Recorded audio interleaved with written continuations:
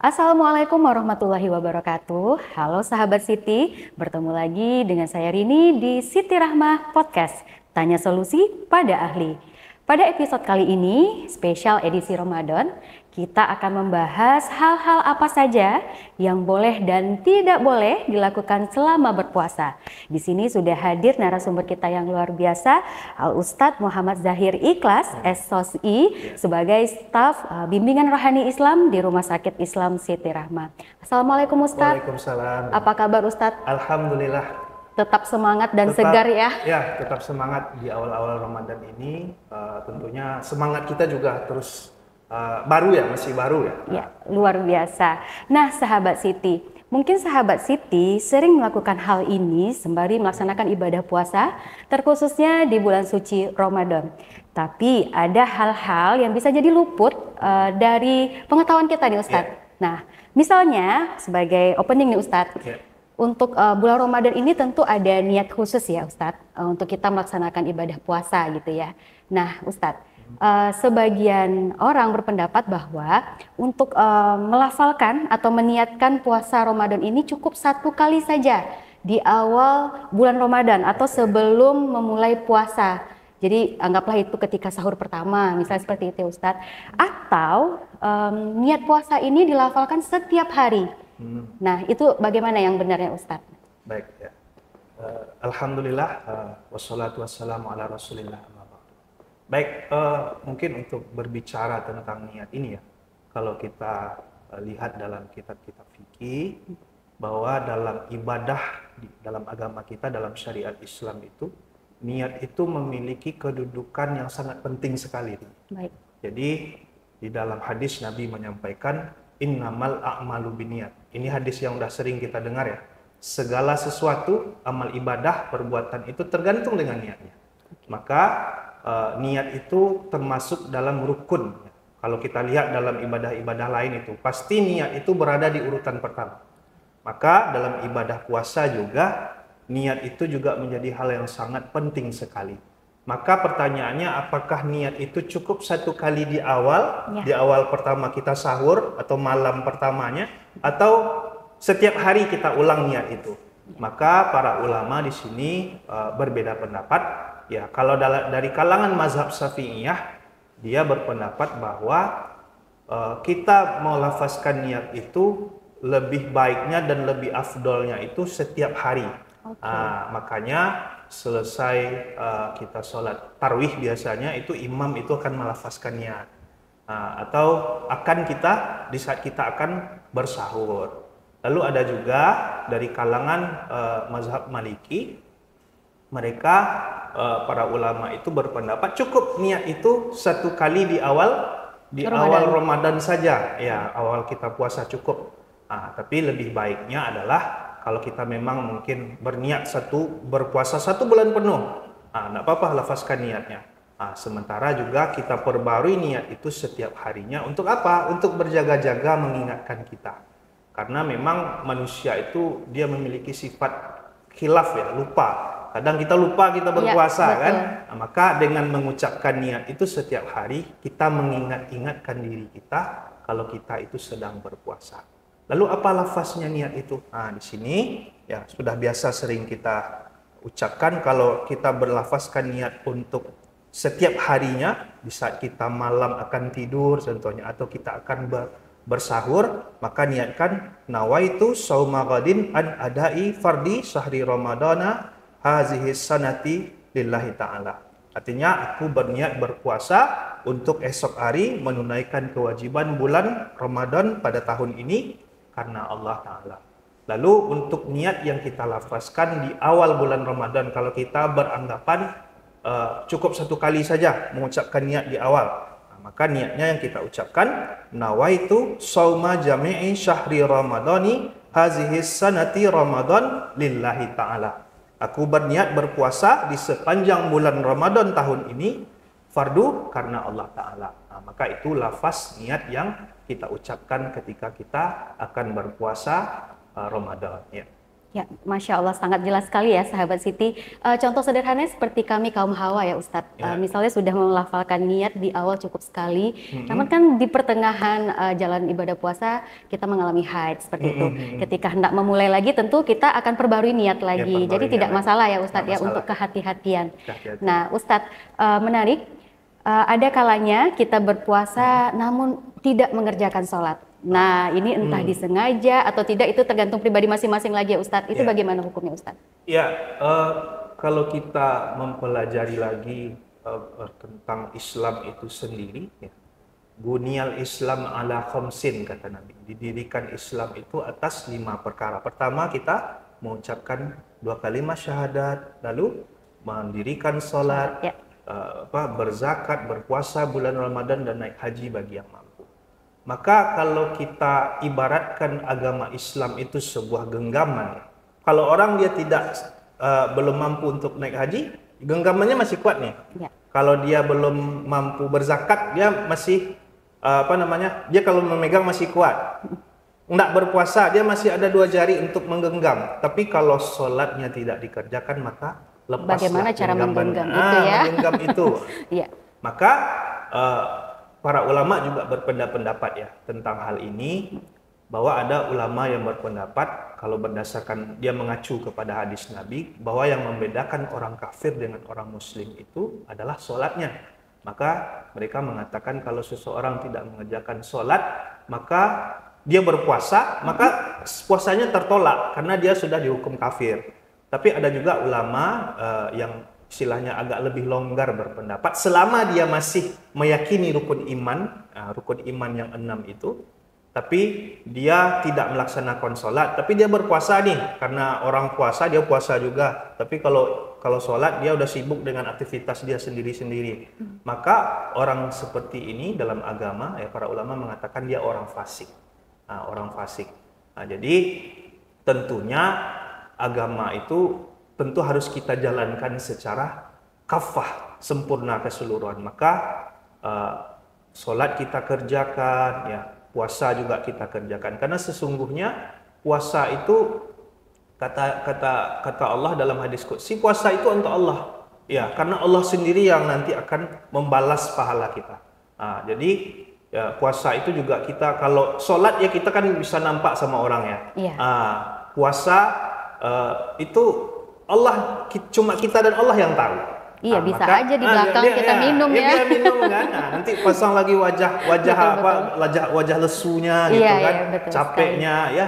Tapi yang terpenting adalah bagaimana kita berusaha untuk menjalankan agama itu semampu kita, semaksimal yang kita mampu. Artinya apa? Agama itu dia mudah, tapi tidak juga bisa dipermudah-mudah begitu. Artinya jangan tebang pilih juga ya Ustadz dalam ibadah gitu ya. Ya, baik Ustadz. Kemudian yang ketiga nih Ustadz, bagaimana jika kita memiliki kode puasa Ramadan nih Ustadz, namun kita lupa nih, kita ada utang puasa berapa ya? Untuk ibu-ibu ya. Ya, untuk ibu-ibu khususnya nih Ustadz. Nah, pertama keliru bilangannya.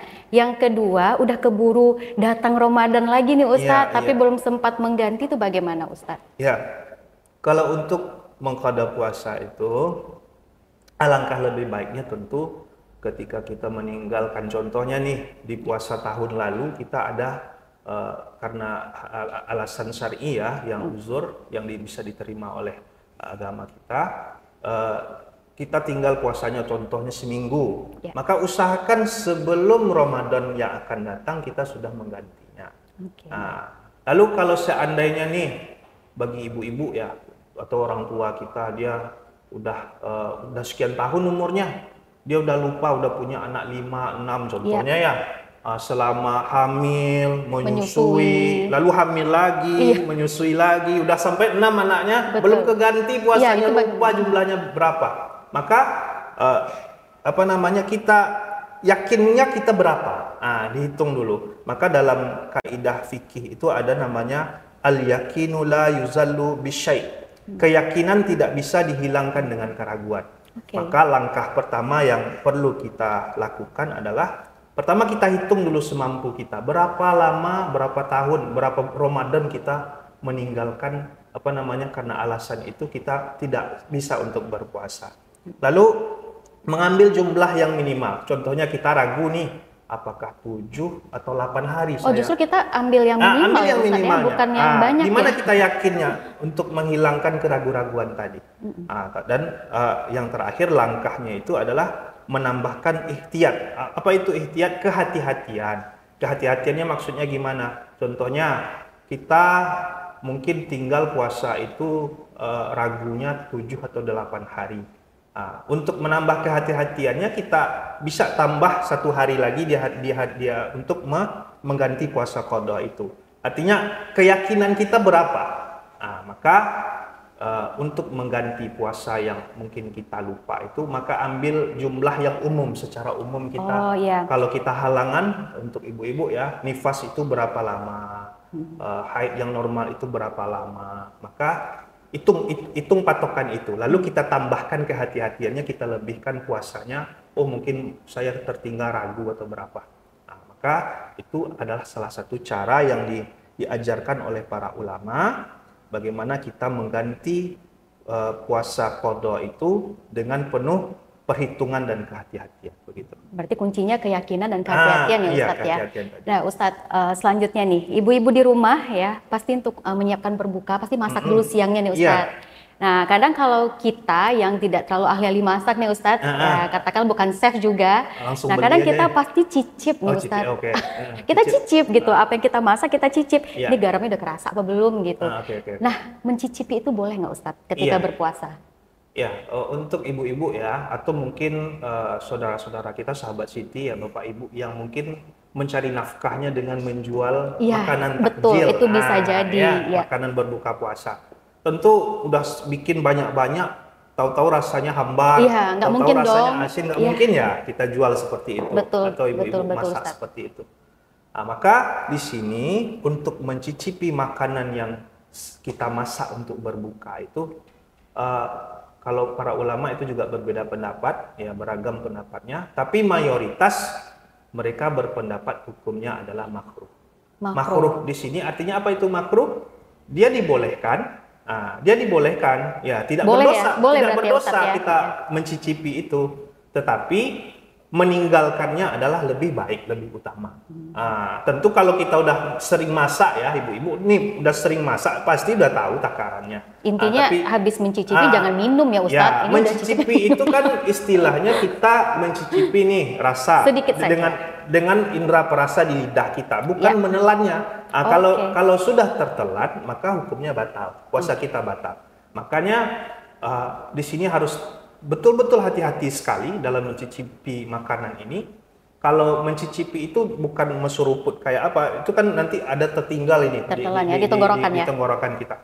Biasanya kalau orang mencicipi itu biasanya dengan jarinya diletakkan di lidahnya seperti itu. Nanti dia keluarkan kembali, berkumur-kumur kembali seperti itu. Jadi untuk mencicipi makanan di saat kita puasa itu hukumnya adalah makruh, sebaiknya dihindari seperti itu.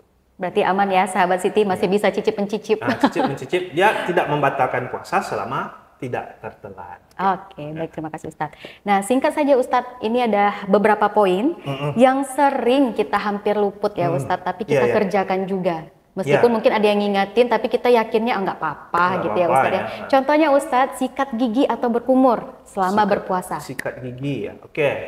Kalau untuk sikat gigi yang dimaksud di sini dalam hadis itu bersiwak. Bersiwak itu dengan kayu, itu ya, dengan kayu siwak. Dengan kayu siwak itu hukumnya boleh ya. Boleh karena itu tidak membatalkan puasa. Tapi berkenaan dengan menggosok gigi dengan kita menggunakan pasta gigi, sikat gigi, lalu kita berkumur-kumur dengan itu, maka para ulama juga berbeda pendapat juga di sini. Tapi mayoritas menyampaikan bahwa hukumnya adalah makruh. Kenapa? Ditakutkan itu akan tertelan juga.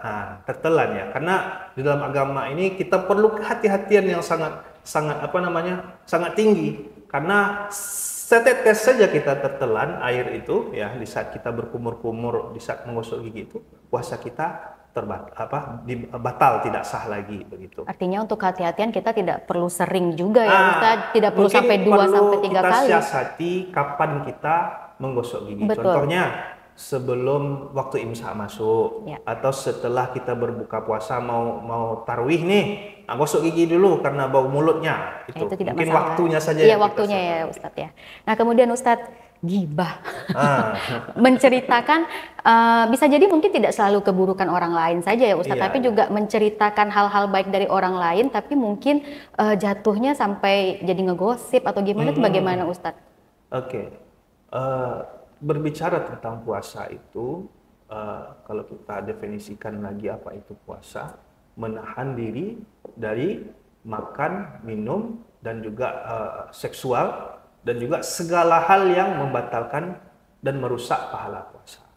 Maka puasa itu bukan hanya berkenaan dengan makan dan minum saja. Maka Nabi menyampaikan dalam hadisnya ya, betapa banyak orang yang berpuasa, tapi yang mereka dapatkan cuma lapar dan haus saja. Kenapa? Karena dia tidak bisa mempuasakan lisannya, tidak bisa mempuasakan matanya, telinganya, hatinya, pikirannya dari berbuat sesuatu yang dilarang oleh Allah Subhanahu wa taala. Maka puasa ini adalah salah satu cara bagi kita untuk melatih diri kita dari berucap hal-hal yang tidak perlu, yang mubazir ya. Maka orang berpuasa itu ketika kita terbersit nih, yang namanya manusia ya, kita kadang lupa, kadang lalai ya. Lihat sesuatu yang lewat aja udah jadi topik tuh Ustadz. Ganti topik kan. Makanya kita ingatkan lagi, oh saya sedang berpuasa, saya sedang berpuasa. Maka insya Allah diri kita akan terjaga dari hal-hal yang tentunya akan merusak pahala ibadah kita. Kalau berbicara membatalkan puasa, berghibah atau membicarakan orang lain itu enggak membatalkan puasa. Tetapi tentunya pahala ibadah puasa kita itu akan rusak dan akan habis ya. Betul, orang yang kita bicarakan tentu udah capek-capek kita puasa, tapi pahalanya untuk orang yang kita bicarakan sayang sekali ya. Kita hanya berdapat lelah-lelahnya saja. Okay. Selanjutnya Ustadz, ya udah deh kalau misalnya saya jadi ngosipin orang, tidur aja deh. Nah, jadi gitu akhirnya tidur sepanjang puasa ya Ustadz, gimana itu Ustadz? Kalau berbicara tentang tidur di saat berpuasa, ya ada hadis menyampaikan yang pendapat ulama juga bahwa orang yang orang puasa dia tertidur ya di saat dia berpuasanya, itu menjadi ibadah. Tapi tidur yang mana kan itu dulu. Ya. Kalau dia tidurnya begadang malam hari main game ya, atau pergi kemana gitu kan, menghabiskan hal-hal yang tidak bermanfaat, tidak untuk beribadah, maka tidurnya di siang hari itu bukan tidur yang dinilai ibadah. Tetapi tidur yang dinilai ibadah di sini yang dimaksud itu adalah ketika di malam hari dia qiyamul lail, artinya dia sholat tarawih, lalu dia sholat tahajud, membaca Al-Quran, sehingga di siang hari matanya mengantuk dan dia tertidur. Tidak ada niat betul tidur untuk menghabiskan hari sampai dia waktu buka masuk gitu kan. Tidak seperti itu. Maka tidur orang seperti ini, dia habiskan malamnya untuk qiyamul lail, maka di sisi Allah Subhanahu wa taala tidurnya di siang hari akan dinilai ibadah. Baik, jelas sekali ya sahabat Siti. Nah, Ustadz, dalam keseharian pasti kita juga bekerja ya Ustadz. Walaupun kita hanya di rumah saja, pasti ada aktivitas yang kita lakukan. Terutama untuk para pekerja kantoran misalnya, atau pekerja yang ada di luar rumah ya Ustadz. Seperti kita di rumah sakit misalnya begitu ya. Ada para pekerja itu yang mengeluh tidak kuat berpuasa karena sudah bolak-balik menyelamatkan pasien di IGD misal, seperti itu ya Ustadz. Dan ada niatan untuk membatalkan puasa karena memang sudah tidak sanggup, sudah mulai lemas, pusing, itu bagaimana Ustadz? Ada niatan ingin membatalkan puasa, alasannya karena pekerjaan. Oke, ya. Untuk membatalkan puasa bagi orang yang bekerja ketika dia tidak sanggup untuk berpuasa, maka dalam Al-Quran sebenarnya sudah diatur ya, Allah sampaikan di dalam surah Al-Baqarah ayat 184 ya. Di situ Allah sudah terangkan bahwa yang boleh tidak berpuasa itu diantaranya adalah orang sakit ya, orang yang dalam safar, dalam perjalanan ya, lalu ibu hamil menyusui, mereka boleh tidak berpuasa, tapi dengan syarat ketentuan dia harus menggantinya di hari lain. Berkenaan dengan kita yang bekerja mencari nafkah setiap harinya karena tidak sanggup lagi, terkuras energinya ya.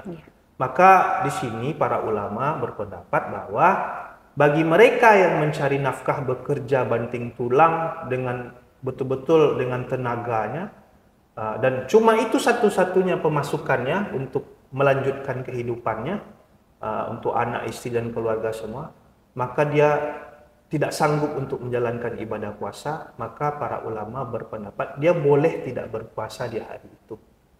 Tapi tentunya harus diganti di qada ya di hari yang lain. Oke.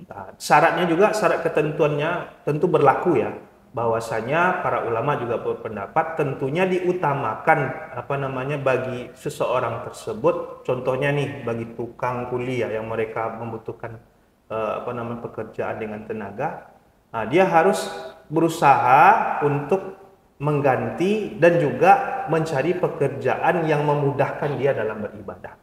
Sementara bagi mungkin kita ya yang mungkin bekerja kantoran atau bekerja di bidang medis ya, bagi perawat, dokter dan segala macamnya, dia tidak sanggup untuk berpuasa karena mungkin terkuras energinya. Kalau jatuhnya misalkan dia sampai pingsan, sampai betul-betul lemas, maka itu bisa dikategorikan kepada sakit ya. Sakit. Dia bisa menggantinya. Ada hal-hal pemberat ya. Pemberat ya, ada uzurnya yang bisa diterima secara syar'i karena udah lelah bolak-balik segala macam sampai dia pusing, lemah, maka dia boleh tidak berpuasa di hari itu dan menggantinya di hari lain. Tapi ketika dia masih rasanya sanggup untuk bertahan sampai waktu berbuka, tapi dia lalai ya, dia ya udahlah buka aja lah, nggak sanggup rasanya. Tapi kalau dipaksakan sebenarnya dia bisa, maka dia sebenarnya sudah meninggalkan ibadah puasanya.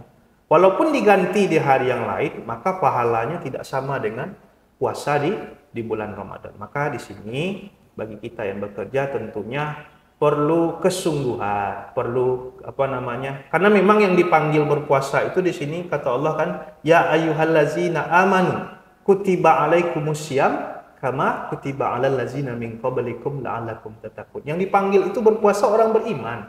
Ada orang yang merasa terpanggil untuk berpuasa.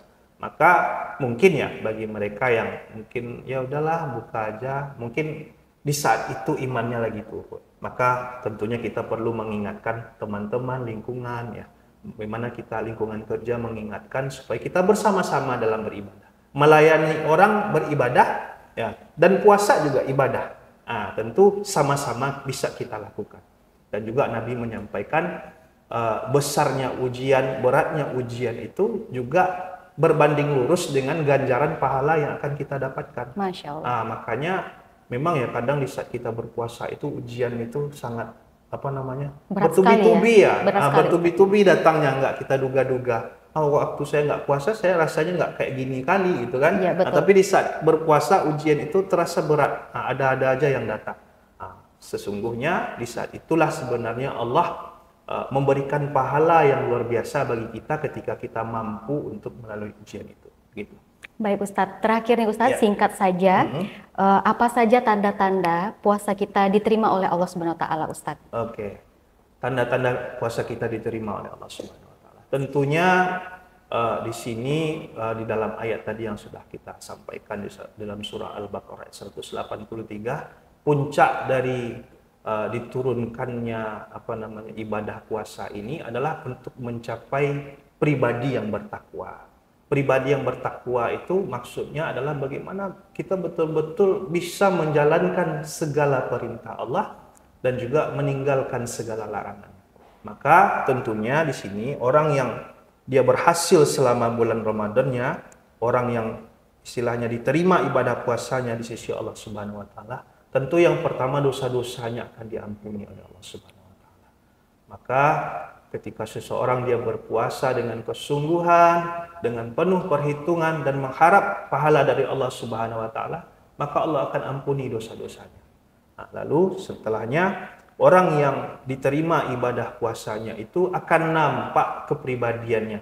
Dari awal sebelum puasa, setelah dia berpuasa di bulan Ramadan, setelah bulan Ramadan, kita akan bisa melihat dan merasakan oh kok ternyata orang ini dia lebih lembut ya. Perubahannya lebih positif Perubahannya ya, ya. Ustadz. Kalau ngomong dia nggak banyak berbicara hal-hal yang menyakiti hati orang, dia nggak banyak berbicara hal-hal yang mubazir, ya kan? Nah, kita bisa rasakan nih orang yang istilahnya ada perubahan di dalam dirinya.